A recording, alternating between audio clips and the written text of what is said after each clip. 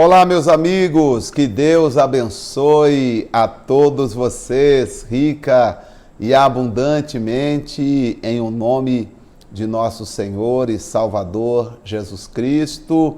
Eu sou o pastor José Maria, da Igreja Identidade de Cristo. Estamos de volta com mais um devocional e hoje eu falarei do capítulo 12 do livro de Atos dos Apóstolos. Bem, nós vimos que a partir do capítulo 7 começou a perseguição a Estevão, a prisão de Pedro aconteceu no capítulo 4, no capítulo 6, Estevão começa a ser usado por Deus e gerou inveja nos religiosos, e nós vimos no capítulo 8, capítulo 9, o Saulo se converte, capítulo 10, eles continuam a manifestação de Deus através da igreja. No capítulo 11, capítulo 10, nós vimos Pedro sendo enviado para pregar para Cornélio. Capítulo 11, ele explica porque os irmãos não aceitaram o fato de os gentios também estarem recebendo a salvação. E assim ele explicou e prossegue o trabalho da evangelização daqueles que foram dispersos. Eles saíram, mudaram de cidade, mas não deixaram de pregar o evangelho. Só que a perseguição à igreja primitiva, ela continuou. No capítulo 12 vai dizer para nós assim: e por aquele mesmo tempo, Herodes estendeu a mão, ou as mãos, sobre alguns da igreja para os maltratar, e matou a espada Tiago, irmão de João. E vendo que isso agradara os judeus, continuou mandando prender também a Pedro. E eram os dias dos asmos. E havendo-o prendido, encerrou na prisão, entregando a 4 quarternos de soldados, para que guardasse, querendo apresentá-lo ao povo, depois da Páscoa. Pedro, pois, era guardado na prisão, mas a igreja fazia contínua oração por ele a Deus. Quando Herodes estava para o fazer comparecer, nessa mesma noite estava Pedro dormindo entre 2 soldados, ligado com 2 cadeias, e os guardas diante da porta guardavam a prisão. E eis que sobreveio o anjo do Senhor, resplandeceu uma luz na prisão, e tocando a Pedro no lado, despertou, dizendo: levanta-te depressa. E caíram-lhe das mãos as cadeias, e disse-lhe o anjo: cinge-te e ata as tuas sandálias. E ele o fez. Disse-lhe mais: lança as costas a tua capa e segue-me. E então, saindo, o seguia, e não sabia que era real o que estava acontecendo, mas cuidava que estava tendo uma visão.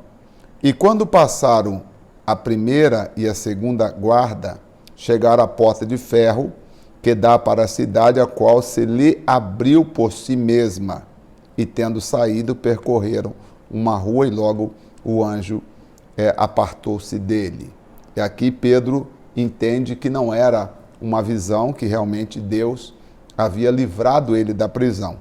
E Pedro, tornando a si, disse: agora sei verdadeiramente que o Senhor enviou o seu anjo e me livrou da mão de Herodes, de tudo que o povo judeu esperava fazer comigo. E, considerando ele nisto, foi à casa de Maria, mãe de João, que tinha por sobrenome Marcos, onde estavam reunidos, e eles lá estavam orando, e inclusive o motivo da oração era a prisão de Pedro, porque eles perceberam que, perdendo Tiago, agora eles estavam prestes a perder também a Pedro. E foi aí que eles começaram a orar. E verso 13, batendo Pedro a porta do pátio, uma menina chamada Rode saiu a escutar. E conhecendo a voz de Pedro, de gozo não abriu a porta, mas, correndo para dentro, anunciou que Pedro estava à porta. Disseram-lhe: está fora de si. Mas ela afirmava que assim era. E diziam: é o seu anjo. E abriram-se e viram-no e se espantaram.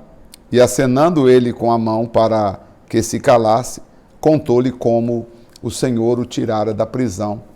E disse: anunciai isto a Tiago e aos irmãos. E saindo partiu para outro lugar. E, sendo já dia, houve não pouco alvoroço entre os soldados sobre o que teria acontecido com Pedro. E quando Herodes procurou e não o achou, feita a inquisição, os guardas mandou a justiça, né? E partindo da Judéia para Cesareia, e ficou ali. Ou seja, o Herodes, quando quis prender, matar, executar o Pedro, Pedro já estava longe, Pedro havia sido liberto da prisão.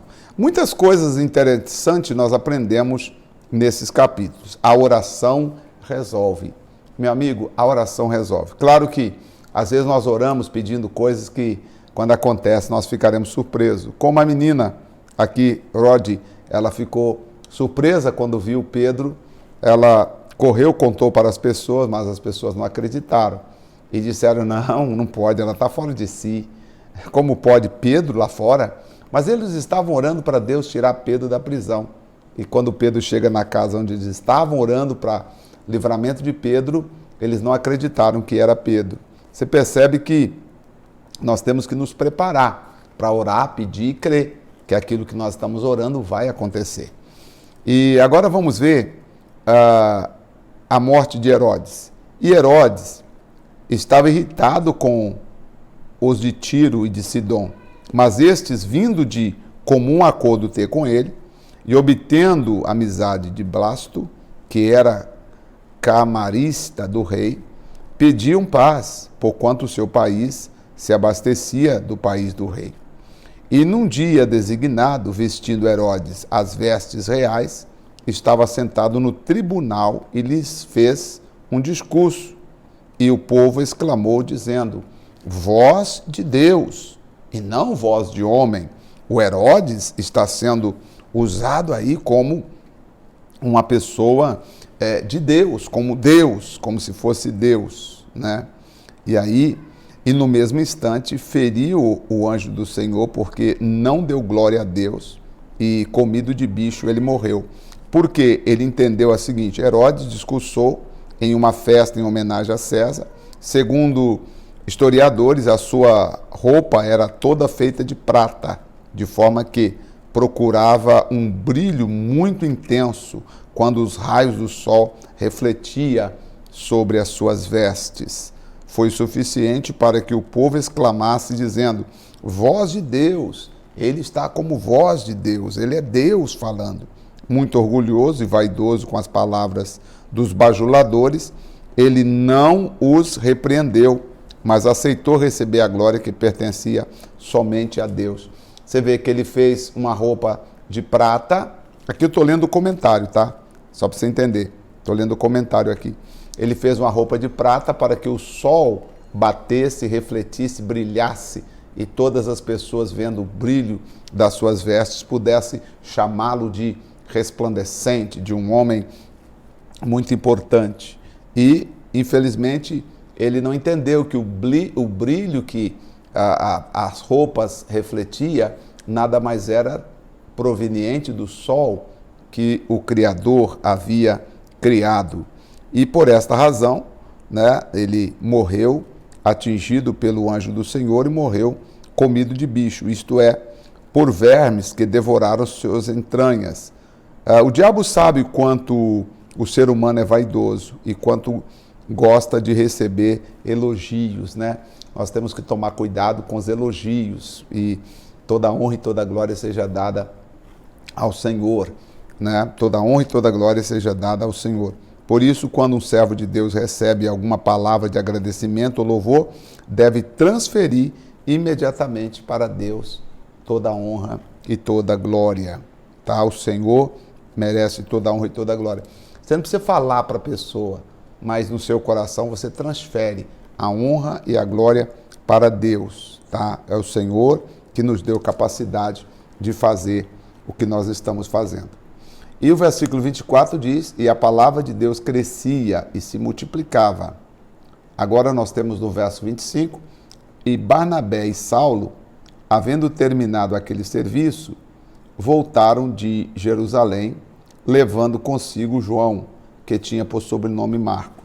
Então aqui, vocês viram que o Barnabé levou Saulo, tá, lá na Antioquia, falou, não, peraí, partiu, foi para Tarsis, buscar Saulo, levar Saulo lá na Antioquia, para Saulo conhecer, está no capítulo 11, versículo 26, para os irmãos conhecer o Saulo, o antigo perseguidor da igreja, que agora se converteu e agora ele é uma testemunha de Jesus. E agora, quando passado alguns dias, eles terminaram esse serviço lá na Antioquia, então eles voltaram para Jerusalém e trouxeram com eles um jovem que era Marcos.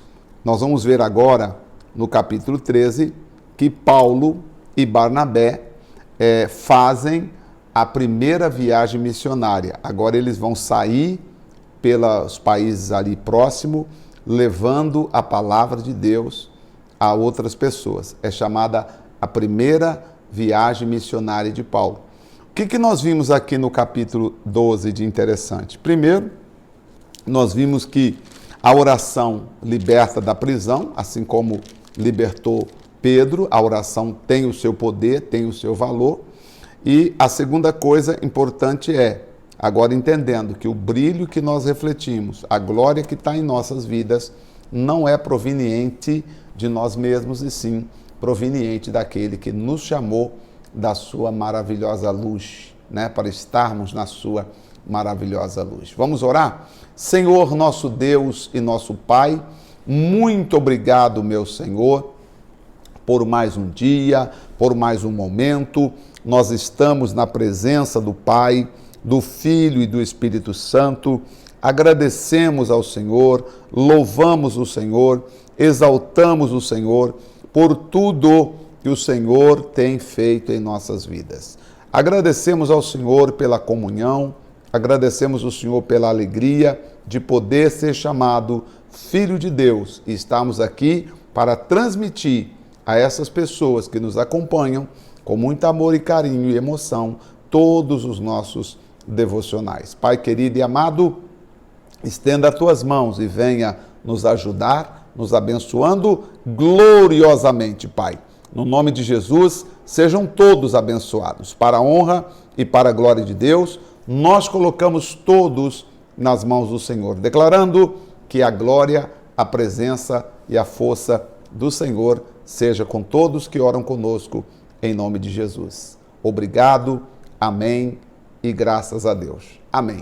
Louvado seja Deus. Termino aqui nosso devocional de hoje.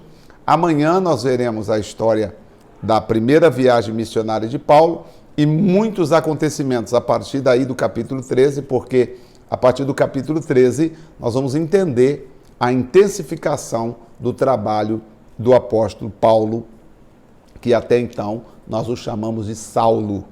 E vocês verão como a igreja começou a ser fortalecida através da fé deste homem, tá bom? Deus abençoe. A partir daí, nós veremos menos sobre João, sobre Pedro e vamos ver mais falando das ações que Paulo toma a partir da primeira viagem missionária. Deus abençoe a todos. Voltarei amanhã com mais uma leitura do capítulo 13 do livro de Atos. Deus abençoe a todos, um forte abraço e até lá.